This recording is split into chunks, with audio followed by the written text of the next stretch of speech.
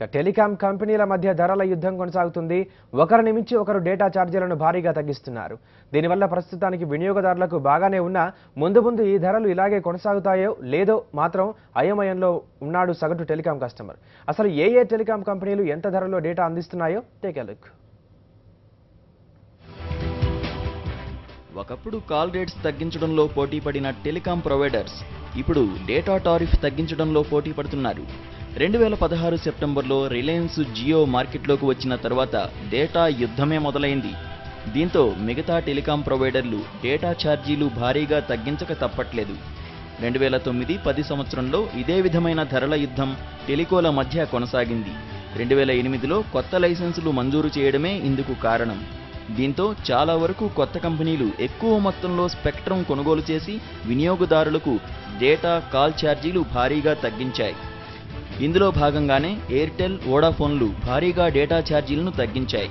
అన్ని టెలికాం ఆపరేటర్ల కంటే ముందుగానే ఎయిర్టెల్ 10 GB డేటాను కేవలం ₹259కే ఇస్తున్నట్టు ప్రకటించింది. అంటే 1 GB డేటా ఖర్చు 25.90 పైసలన్నమాట. అంతేకాదు కార్పొరేట్ ఇంటర్నెట్ ప్రీపెయిడ్ కస్టమర్లకు సైతం డేటాను 80 నుంచి 150% దాకా తగ్గించాయి. ఇక వోడాఫోన్ సైతం ఫ్లెక్సీ ప్లాన్తో కొత్త టారిఫ్ డేటాను లాంచ్ చేసింది. 10 GB డేటాను ఇంచుమించు ఎయిర్టెల్ మాదిరిగానే ఇస్తోంది. బిఎస్ఎన్ఎల్ సైతం 1 GB డేటాను ₹198కు అందిస్తోంది. అంటే ఏడాదికి ₹2,574 చెల్లిస్తే 13 GB 3G డేటా అందిస్తోంది ప్రభుత్వ రంగ సంస్థ బిఎస్ఎన్ఎల్.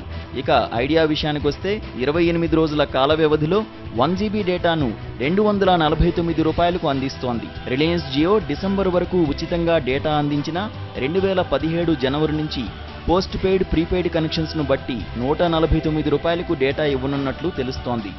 ఇందులో 300 MB ఉదయం పూట, night unlimited data, unlimited free calls ఇవ్వనున్నట్లు రిలయన్స్ జియో అధికారులు ఇప్పటికే ప్రకటించారు. ఇదే కనుక కొనసాగితే టెలికాం కంపెనీలకు కష్టకాలం తప్పదు.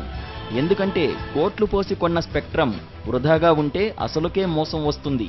కాబట్టి వినియోగదారులు చేజారకుండా చేయాలంటే మాత్రం ఇంకా భారీగా డేటా టారిఫ్లను తగ్గించక తప్పని పరిస్థితి.